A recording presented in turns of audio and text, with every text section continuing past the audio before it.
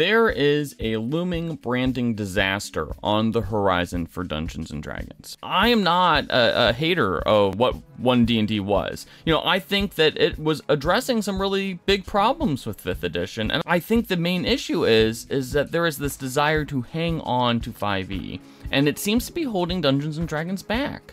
And I think that makes this very big 2024 initiative feel almost directionless and unimportant in a way. I'm Ronald, the rules lawyer, and I want to tell Wizards of the Coast to stop the bullshit. We know you are making a new edition of Dungeons and Dragons. It's going to be presumably superior to and replace the core systems of 5th edition, and the vast majority of your players will want to just buy the new books, and it's going to take some work to incorporate 5th edition options into it.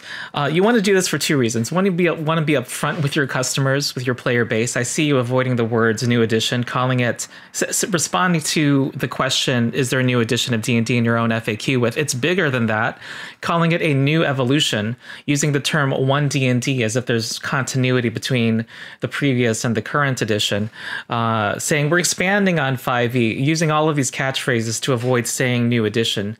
And your players are intelligent and discerning, and you don't want to be looking like you're trying to hoodwink people into buying your current books, only that will be made obsolete in a year or two. Second is, yes, you want to make clear to everybody in this playtest process that no system is safe, that you're going to be addressing a lot of the long-standing complaints that have come from your players and especially DMs about 5e, and that are rooted in some of the core mechanics. And that means breaking some backwards compatibility. And there's this much vaunted supposed compatibility between 3rd edition D&D and 3.5, which is not really true. Everybody bought the new set of 3.5 books. You really couldn't use 3.0 books with the and options with the 3.5 rule set. So let's cut the crap and just be upfront and use this playtest process to make clear that you are to actually listen to all of the player feedback, and that includes saying it's a new edition. They are saying that the books for 5th edition will be completely usable in the new edition. And so this has a dual effect of sacrificing their integrity and innovation in service of short-term gain. There's a counter to my argument that they're just trying to preserve short-term sales, that they are trying to not get people to freak out about a new edition. And to which I would say, people will freak out regardless what you do.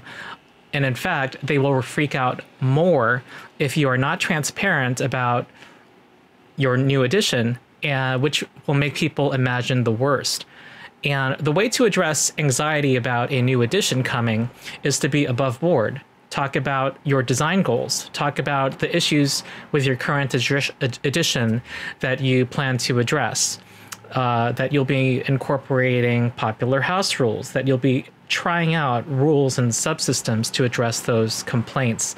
Basically, be in a dialogue with people. Now, all of these things I've been talking about, addressing unintended interactions, exploits, possibly addressing disparities between classes, none of these things have been uttered by the developers or spokespeople for Wizards of the Coast.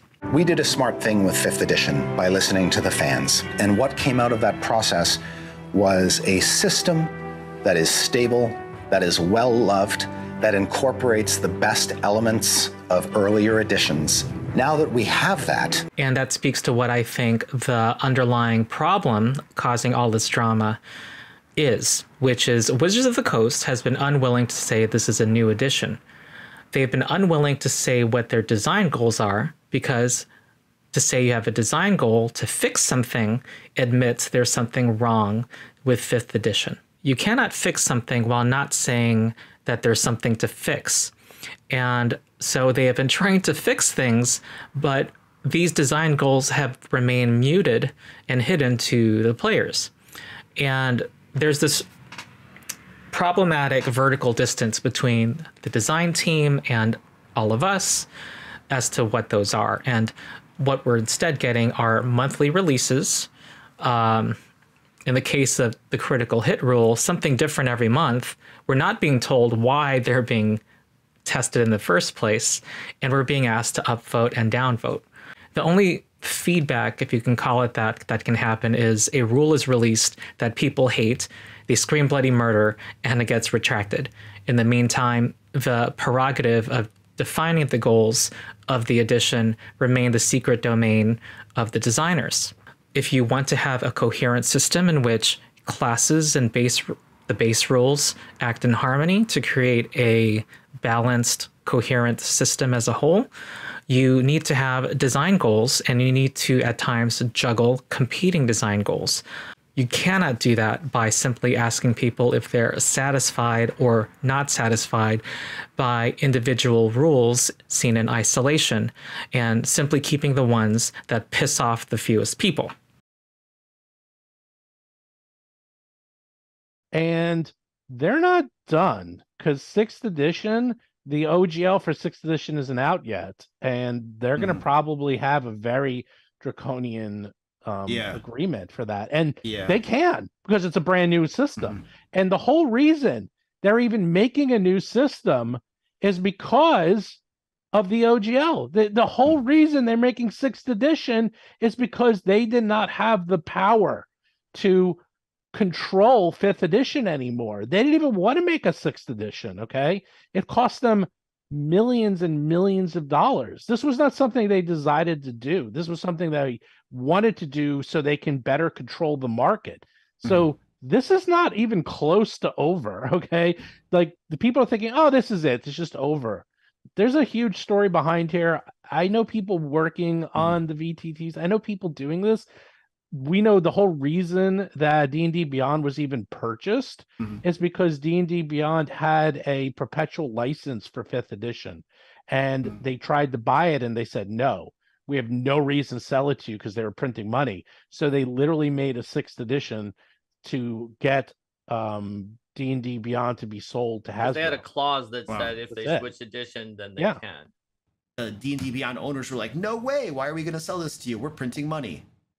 And so Wizards then was like, okay, cool, we're going to make a new edition, and we're not going to license that to you. And so you got nothing. Correct. So either sell it to us now for a bunch of money, or you get 0 and you become like, you know, worthless, and then your money goes away. Was that the power play basically? Yes. Yeah. Jeez. Yeah. Because presumably, and Stephen, correct me if I'm wrong, presumably they would have had no license, but they probably had the name. Like, they would have had a license they can publish 5e material forever. Right. So they had the name and the ability to publish 5e, but if they couldn't follow on and become the official one of the new edition, then it wasn't worth, like you said, Luke, it wasn't worth very much. Right. And so they you know, the Wizards, Hasbro wanted the name since that's what everybody was familiar with. Right. So they switched over.